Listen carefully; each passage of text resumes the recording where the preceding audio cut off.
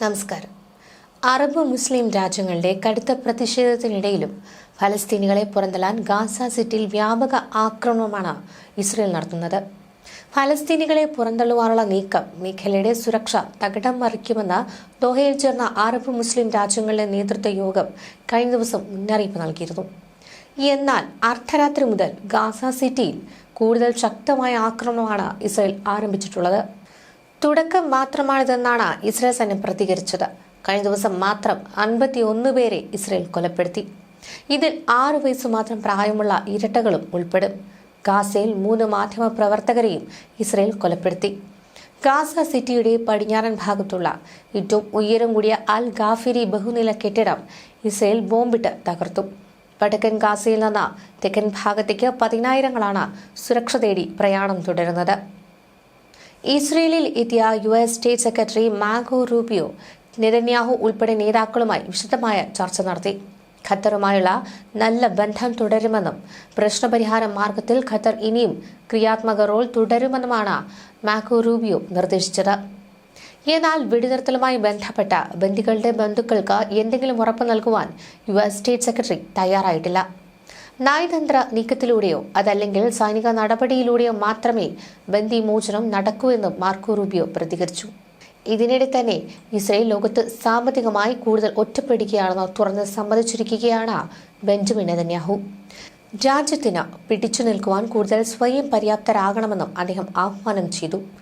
എന്നാൽ നെതന്യാഹുവിന്റെയും അദ്ദേഹത്തിന്റെ സർക്കാരിന്റെയും തെറ്റായ നയങ്ങളുടെ ഫലമായാണ് ഇസ്രയേൽ ഒറ്റപ്പെട്ടതെന്ന് പ്രതിപക്ഷ നേതാവ് യായിർ ലാപിഡ് കുറ്റപ്പെടുത്തി. ഗാസയിൽ കൂട്ടക്കൊല തുടരുന്നിടത്തോളം ഇസ്രയേലിനെ അന്താരാഷ്ട്ര കായിക വേദിയിൽ നിന്ന് വിലക്കണമെന്നാണ് സ്പാനിഷ് പ്രധാനമന്ത്രി പെഡ്രോ സാഞ്ചസ് ആവശ്യപ്പെട്ടത്. ബ്രിട്ടനിലെ റോയൽ കോളേജ് ഓഫ് ഡിഫൻസ് സ്റ്റഡീസിൽ ഇസ്രയേലികൾക്ക് പ്രവേശനം വിലക്കിയിട്ടുണ്ട്. എന്നാൽ ഗാസയിൽ വംശഹത്യാ യുദ്ധം തുടരുന്ന സാഹചര്യത്തിൽ ലോകത്ത് ഇസ്രയേൽ ഒറ്റപ്പെടൽ നേരിടുകയാണെന്ന് ഇസ്രയേൽ ബെഞ്ചമിൻ നെതന്യാഹു വെളിപ്പെടുത്തുമ്പോൾ വരും വർഷങ്ങളിൽ കൂടുതൽ സ്വാശ്രയത്വം നേരിടേണ്ടി വരുമെന്നും ഈ നെതന്യാഹു തിങ്കളാഴ്ച പറഞ്ഞതായിട്ടാണ് the Times of Israel report ചെയ്യുന്നത്. ഇസ്രയേലിനെതിരെ ആയുധ ഉപകരണങ്ങൾ ഏർപ്പെടുത്തുക ഉൾപ്പെടെയുള്ള നടപടിയെടുക്കുവാൻ യൂറോപ്യൻ രാജ്യങ്ങൾ ശ്രമിച്ചുകൊണ്ടിരിക്കുന്ന പശ്ചാത്തലത്തിലാണ് ഈ നെതന്യാഹുവിന്റെ പ്രസ്താവന പുറത്തുവരുന്നത്. ഇസ്രയേൽ ഒരുതരം ഒറ്റപ്പെടലിലാണ് ജെറുസലമിൽ നടന്ന ഈ ധനകാര്യ മന്ത്രാലയത്തിലെ അക്കൗണ്ടന്റ് ജനറൽ സമ്മേളനത്തിൽ നെതന്യാഹു പറഞ്ഞത്. ഖത്തർ ആക്രമണത്തിന്റെ പശ്ചാത്തലത്തിൽ അമേരിക്ക ഉൾപ്പെടെയുള്ള സഖ്യകക്ഷികളിൽ നിന്നടക്കം രൂക്ഷ വിമർശനം നേരിടുന്നതിനിടെയാണ് ഈ നെതന്യാഹുവിന്റെ തുറന്നു പറച്ചിൽ. വിദേശ വ്യാപാരത്തെ ആശ്രയിക്കാതെ സ്വയം പര്യാപ്തമായൊരു സമ്പദ് വ്യവസ്ഥ വളർത്തിയെടുക്കണമെന്നും നെതന്യാഹു പറയുന്നുണ്ട്. ഇസ്രയേൽ ഒറ്റപ്പെട്ടെന്ന നെതന്യാഹുവിന്റെ പരാമർശത്തെ രൂക്ഷമായി വിമർശിച്ച ഇസ്രയേൽ പ്രതിപക്ഷ നേതാവ് യായിർ ലാപിഡ് രംഗത്ത് വരികയായിരുന്നു. നെതന്യാഹുവിന്റെ പ്രസ്താവന യാഥാർത്ഥ്യബോധത്വമില്ലാതെയാണെന്ന് ഈ ലാപിഡ് ആരോപിക്കുന്നു. നെതന്യാഹുവിന്റെയും അദ്ദേഹത്തിന്റെയും സർക്കാരിന്റെയും തെറ്റായ നയങ്ങളുടെ ഫലമായാണ് ഇസ്രയേൽ ഒറ്റപ്പെട്ടതെന്നാണ് ലാപിഡ് കുറ്റപ്പെടുത്തിയത്. ഇസ്രയേലിനെ ഒരു 3ാം ലോക രാജ്യമാക്കി മാറ്റുവാനാണ് നെതന്യാഹു ശ്രമിക്കുന്നതെന്നാണ് ലാപിഡ് ആരോപിക്കുന്നത്. ഇതിനിടെ തന്നെ ഇസ്രയേലും അമേരിക്കയും തമ്മിലുള്ള ബന്ധം പുതിയ പ്രതിസന്ധിയിലേക്ക് നീങ്ങുന്നുവെന്ന റിപ്പോർട്ടുകളും പുറത്തുവരുന്നുണ്ട്. ഇതിന്റെ സൂചന നൽകിയാണ് American state secretary Marco Rubio Israel പ്രധാനമന്ത്രി ബെഞ്ചമിൻ നെതന്യാഹുവുമായി കൂടിക്കാഴ്ച നടത്തിയത്. സെപ്റ്റംബർ 9 ഖത്തറിന്റെ തലസ്ഥാനമായ ദോഹയിൽ അമേരിക്കയുടെ സഖ്യകക്ഷിയായ ഇസ്രയേൽ നടത്തിയ ആക്രമണമാണ് ഈ കൂടിക്കാഴ്ചയുടെ പ്രധാന അജണ്ട. അന്താരാഷ്ട്ര പ്രതിഷേധങ്ങൾക്കും അമേരിക്കൻ പ്രസിഡന്റ് ഡൊണാൾഡ് ട്രംപിന്റെ വിമർശനങ്ങൾക്കും ഈ ആക്രമണം വഴിവെച്ചിരുന്നു. ചർച്ചകൾക്കിടയിലും അമേരിക്ക ഇസ്രയേൽ ബന്ധം പടിഞ്ഞാറൻ മതിലിലെ കല്ലുകൾ പോലെ നിലനിൽക്കുന്നതാണെന്നാണ് നെതന്യാഹു പറഞ്ഞത്. റൂബിയോയും നെതന്യാഹുവും ജെറൂസലമിലെ പഴയ നഗരത്തിൽ സന്ദർശനം നടത്തി. ഇതിനിടെ റൂബിയോ ഒരു പരമ്പരാഗത ആചാരമെന്ന നിലയിൽ ഒരു കുറിപ്പെഴുതി ചുമരിൽ വെച്ചു. എന്നാൽ ഖത്തർ ആക്രമണത്തെക്കുറിച്ചുള്ള ചോദ്യങ്ങൾക്ക് ഇരുവരും കൃത്യമായ മറുപടി നൽകിയില്ല. ഖത്തറിലെ ഇസ്രയേലി സൈനിക നീക്കത്തിൽ അമേരിക്ക അതൃപ്തി രേഖപ്പെടുത്തിയിട്ടുണ്ട്. ഞങ്ങൾ ഇതിൽ സന്തുഷ്ടരല്ല. പ്രസിഡന്റ് അതിൽ സന്തുഷ്ടനായിരുന്നില്ല എന്നാണ് റൂബിയോ പറഞ്ഞത്. ഗാസയിലെ യുദ്ധം അവസാനിപ്പിക്കുവാനും ഹമാസും ഇസ്രയേലും തമ്മിൽ മധ്യസ്ഥത വഹിക്കുവാനും ഖത്തർ വലിയ പങ്കാണ് വഹിക്കുന്നത്. ഈ കൂടിക്കാഴ്ച നടക്കുന്ന അതേസമയം അറബ് നേതാക്കൾ ഖത്തറിന് പിന്തുണ പ്രഖ്യാപിച്ച് ഉച്ചകോടി നടത്തുകയായിരുന്നു. ഇരട്ടത്താപ്പ് നയം അവസാനിപ്പിച്ച് ഇസ്രയേലിനെതിരെ നടപടിയെടുക്കുവാൻ അന്താരാഷ്ട്ര സമൂഹത്തോട് ഖത്തർ ആവശ്യപ്പെടുകയായിരുന്നു.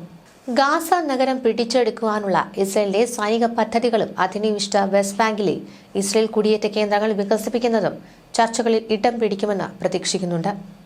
കഴിഞ്ഞ വാരാന്ത്യത്തിൽ ഇസ്രയേൽ സൈന്യം ഗാസ നഗരത്തിലെ കെട്ടിടങ്ങൾ തകർത്തു. ഗാസ നഗരത്തിലെ ജനങ്ങൾ തെക്കൻ ഭാഗത്തേക്ക് മാറണമെന്ന് ഇസ്രയേൽ ആവശ്യപ്പെട്ടുവെങ്കിലും സുരക്ഷാ ആശങ്കകൾ കാരണം പലരും അതിന് തയ്യാറായില്ല. UN ജനറൽ അസംബ്ലി യോഗം അടുത്തയാഴ്ച നടക്കാനിരിക്കെയാണ് ഈ കൂടിക്കാഴ്ച. Britain, France, Canada, Australia, Belgium തുടങ്ങിയ അമേരിക്കൻ സഖ്യകക്ഷികൾ ഫലസ്തീൻ രാഷ്ട്രത്തെ അംഗീകരിക്കാൻ സാധ്യതയുണ്ട്. ഫലസ്തീൻ രാഷ്ട്രം രൂപപ്പെടുന്നത് തടയാൻ വെസ്റ്റ് ബാങ്ക് പിടിച്ചെടുക്കുകയാണ് ഏക വഴിയെന്ന് ഇസ്രയേൽ സർക്കാരിലെ തീവ്ര നിലപാടുകാർ വാദിക്കുന്നു. ജെറൂസലേമിന് കിഴക്കുള്ള E1 സെറ്റിൽമെന്റ് പദ്ധതിക്ക് ഇസ്രയേൽ സർക്കാർ അന്തിമ അംഗീകാരം നൽകിയിട്ടുണ്ട്. ഇത് വെസ്റ്റ് ബാങ്കിനെ രണ്ടായി വിഭജിക്കും. ഫലസ്തീൻ രാഷ്ട്രം ഉണ്ടാകില്ലെന്ന ഞങ്ങളുടെ വാഗ്ദാനം ഞങ്ങൾ നിറവേറ്റുവാൻ പോകുന്നു. പദ്ധതിക്ക് കരാർ ഒപ്പിട്ട് കഴിഞ്ഞുവെന്നാണ് നെതന്യാഹു പറഞ്ഞത്. ഇസ്രയേലിലെ ധനമന്ത്രി ബെസലേൽ സ്മോട്രിച്ച് വെസ്റ്റ് ബാങ്കിൽ 4/5 ഭാഗവും പിടിച്ചെടുക്കുവാനുള്ള നിർദ്ദേശം അവതരിപ്പിച്ചു. 1967 യുദ്ധത്തിന് ശേഷം ഇസ്രയേൽ വെസ്റ്റ് ബാങ്കിൽ ഏകദേശം 160 ജൂത കുടിയേറ്റ കേന്ദ്രങ്ങൾ സ്ഥാപിച്ചിട്ടുണ്ട്. അന്താരാഷ്ട്ര നിയമം അനുസരിച്ച് ഈ കേന്ദ്രങ്ങൾ നിയമവിരുദ്ധമാണ്. റൂബിയോ പിന്നീട് അധിനിവിഷ്ട കിഴക്കൻ ജെറൂസലേമിലെ സിൽവാനിൽ ഒരു കുടിയേറ്റ സംഘടന സ്ഥാപിച്ച സിറ്റി ഓഫ് ഡേവിഡ് പുരാവസ്തു പാർക്ക് സന്ദർശിക്കുകയും ചെയ്തിട്ടുണ്ട്. ഫലസ്തീൻ വീടുകൾക്കിടയിൽ നിന്ന് കുഴിച്ചെടുത്ത ഒരു തുരങ്കത്തിന്റെ ഉദ്ഘാടന ചടങ്ങിലും അദ്ദേഹം പങ്കെടുത്തു. ഈ പുരാവസ്തു പാർക്ക് പുരാവസ്തു ശാസ്ത്രത്തെ രാഷ്ട്രീയവൽക്കരിക്കുവാനുള്ള ശ്രമമെന്നാണ് വിമർശകർ ചൂണ്ടിക്കാട്ടുന്നത്. ഫലസ്തീൻ ജനതയുടെ ചിലവിലാണ് ഇത് സ്ഥാപിച്ചിട്ടുള്ളതെന്നും അവർ ആരോപിക്കുന്നു. ഈ കൂടിക്കാഴ്ചകളും നയതന്ത്ര നീക്കങ്ങളും മേഖലയിലെ സമാധാന ശ്രമങ്ങളെ എങ്ങനെ ബാധിക്കുമെന്നത് ഇനി വരുന്ന ദിവസങ്ങളിൽ വ്യക്തമാകും. ഇതിനിടെ ഖത്തറിൽ ഇസ്രയേൽ നടത്തിയ ആക്രമണത്തെക്കുറിച്ച് പ്രധാനമന്ത്രി ബെഞ്ചമിൻ നെതന്യാഹു തന്നെ മുൻകൂട്ടി അറിയിച്ചിരുന്നില്ലെന്നാണ് പ്രസിഡന്റ് ഡൊണാൾഡ് ട്രംപ് ആവർത്തിക്കുന്നത്. ഇനി ഖത്തറിനെ ഇസ്രയേൽ ആക്രമിക്കില്ല. ഇക്കാര്യം നെതന്യാഹു ഉറപ്പ് നൽകിയെന്നും ട്രംപ് പറയുന്നുണ്ട്. ദോഹ ഉച്ചകോടിക്ക് പിന്നാലെയായിരുന്നു ഡൊണാൾഡ് ട്രംപിന്റെ പ്രതികരണം. മുഴുവൻ ബന്ദികളെയും ഉടൻ മോചിപ്പിക്കണമെന്നും ഹമാസിന് ട്രംപ് മുന്നറിയിപ്പ് നൽകി. ഹമാസിനെ ലക്ഷ്യമിട്ട് വിദേശത്ത് ഇനിയും ആക്രമണം നടത്തിയേക്കുമെന്നാണ് നെതന്യാഹുവിന്റെ നിലപാട്. സ്വയം പ്രതിരോധത്തിന് അവകാശമുണ്ട്. അതിർത്തി കടന്നും അത് വിനിയോഗിക്കും. ഹമാസിന് ഒരിടത്തും സംരക്ഷണമില്ലെന്നും നെതന്യാഹു വ്യക്തമാക്കുന്നു. മിസൈലുകൾ ആകാശത്ത് എത്തിയതിനു ശേഷമാണ് തങ്ങൾ വിവരം അറിഞ്ഞതെന്നും അതിനാൽ ട്രംപിന് ആക്രമണത്തെ എതിർക്കാൻ അവസരം ലഭിച്ചില്ലെന്നുമാണ് ഖത്തറിൽ നടന്ന ആക്രമണത്തെക്കുറിച്ച് വൈറ്റ് ഹൌസ് വൃത്തങ്ങൾ നൽകുന്ന വിവരം. അതേസമയം ഇസ്രയേലിലെ വിവിധ ഉദ്യോഗസ്ഥരെ ഉദ്ധരിച്ചുള്ള റിപ്പോർട്ടുകൾ ഇക്കാര്യം തള്ളിക്കളയുന്നുണ്ട്. ഇസ്രയേലിനെ താക്കീത് ചെയ്ത അറബ് മുസ്ലിം രാജ്യങ്ങളിലെ അടിയന്തര ഉച്ചകോടി സമാപിച്ചു.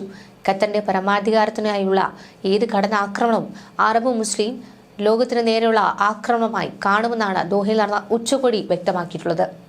ഫലസ്തീനിൽ സമാധാനത്തിന് ഇസ്രയേലിന്റെ നിലപാടുകൾ തടസ്സമെന്നും ഉച്ചകോടി കുറ്റപ്പെടുത്തിയിട്ടുണ്ട്. ഉച്ചകോടിയിൽ രാജ്യങ്ങൾക്കിടയിലെ അഭിപ്രായ ഭിന്നതയും വ്യക്തമായി. ഇറാൻ ഉൾപ്പെടെ ചില രാജ്യങ്ങൾ ഖത്തറിലെ ആക്രമണത്തെ അപലപിച്ചപ്പോൾ ഇസ്രയേലുമായി നയതന്ത്ര ബന്ധമുള്ള രാജ്യങ്ങൾ കടുത്ത നിലപാടെടുത്തില്ല. എവിടെയായാലും ഹമാസ് നേതാക്കളെ ഇനിയും ആക്രമിക്കുമെന്ന് ഇസ്രായേൽ പ്രധാനമന്ത്രി നെതന്യാഹു പറയുകയായിരുന്നു. ഇസ്രയേലിനെ പിന്തുണയ്ക്കുമ്പോഴും ഖത്തറിനെ തണുപ്പിക്കുവാനുള്ള നടപടികളിലാണ് അമേരിക്ക ഇപ്പോൾ. ഖത്തർ പ്രധാനമന്ത്രിക്ക് വിരുന്നൊരുക്കിയതിനു പിന്നാലെ US state secretary Marco Rubio ഇന്ന് ദോഹയിലെത്തുകയും ചെയ്യും.